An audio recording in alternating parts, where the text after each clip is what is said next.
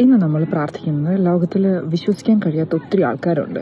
ഈശോ കർത്താവാണെന്ന് ഏറ്റു പറയാൻ കഴിയാത്ത ആൾക്കാരുണ്ട്. ഈശോ ഏക രക്ഷകനാണ് എന്ന് മനസ്സിലാക്കാൻ കഴിയാത്ത ആൾക്കാരുണ്ട്. അത് ഈ ലോകത്തിലെ എല്ലാ അവിശ്വാസികൾക്കും വേണ്ടിയാണ് ഇന്ന് നമ്മൾ പ്രാർത്ഥിക്കുന്നത്. വിശ്വാസം ഒരു ദാനമാണ്. അതൊരു കൃപയായിട്ട് നമ്മളിലേക്ക് വന്നതാണ്. അപ്പം നമുക്ക് ഈശോയെ ഏറ്റു പറയാൻ സാധിക്കുന്നുണ്ടെങ്കിൽ, നമുക്ക് പ്രാർത്ഥിക്കാൻ സാധിക്കുന്നുണ്ടെങ്കിൽ, നമ്മുടെ ഉള്ളിൽ ഈ വിശ്വാസം കുറച്ചെങ്കിലും സ്ഥിരതയോടെ നിൽക്കുന്നുണ്ടെങ്കിൽ അത് കർത്താവിൻ്റെ ദാനമാണ്.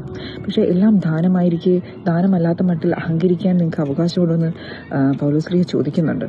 അപ്പം ഈ ദാനം നമുക്ക് എങ്ങനെ മറ്റുള്ളവരിൽ എത്തിക്കാം?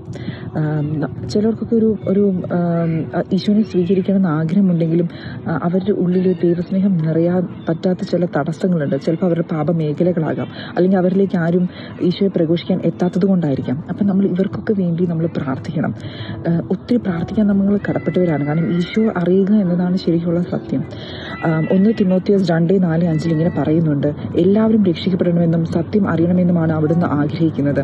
എന്തെന്നാൽ ഒരു ദൈവമേ ഉള്ളൂ, ദൈവത്തിനും മനുഷ്യർക്കും മധ്യസ്ഥനായി ഒരുവനേ ഉള്ളൂ, മനുഷ്യനായ യേശു ക്രിസ്തു.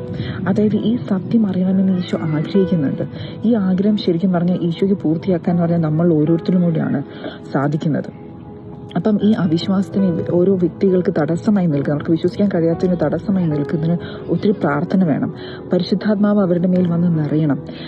പൗലോസ്ലീഹ ഇങ്ങനെ പറയുന്നുണ്ട്: യേശുക്രിസ്തു നിങ്ങൾ രൂപപ്പെടുന്നത് വരെ ഞാൻ നിങ്ങൾക്ക് വേണ്ടി ഈറ്റുനോവ് അനുഭവിക്കുന്നു.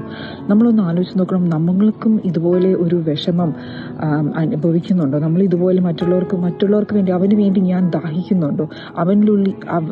മറ്റൊരുവൻ്റെ ഉള്ളിൽ ഈശോ രൂപപ്പെടുന്നത് വരെ ഞാൻ ഇവിടെ ഉരുകുന്നുണ്ടോ? ഉരുകുന്നില്ലെങ്കിൽ എവിടെയോ നമുക്ക് നമ്മുടെ വിശ്വാസത്തിൻ്റെ ഒരു അഹങ്കാരം, അല്ലെങ്കിൽ അവരെ കുറ്റപ്പെടുത്താനോ, അല്ലെങ്കിൽ അവരിൽ നിന്ന് അവരെന്താ ഈശോ വിശ്വസിക്കാത്തതെന്ന് ചോദിക്കാനുള്ള അവകാശമൊന്നും നമുക്കില്ല. അതുകൊണ്ട് നമുക്ക് കിട്ടിയ ഈ ദാനം നമ്മൾ എങ്ങനെയെങ്കിലും മറ്റുള്ളവരിൽ എത്തിക്കാൻ വേണ്ടി ഏറ്റവും കഴിയുന്നത് നമ്മൾ നന്നായി അവർക്ക് വേണ്ടി പ്രാർത്ഥിക്കുക എന്നുള്ളതാണ്. അപ്പം അവരും വിശ്വാസത്തിൽ അടിയുറച്ച് നിൽക്കുവാനും അവർക്ക് ഈശോ അംഗീകരിക്കുവാനും ഉള്ള കൃപയ്ക്കായിട്ട് നമുക്ക് പ്രാർത്ഥിച്ചു ഒരുങ്ങാം ഈ വർഷം ക്രിസ്മസിന്.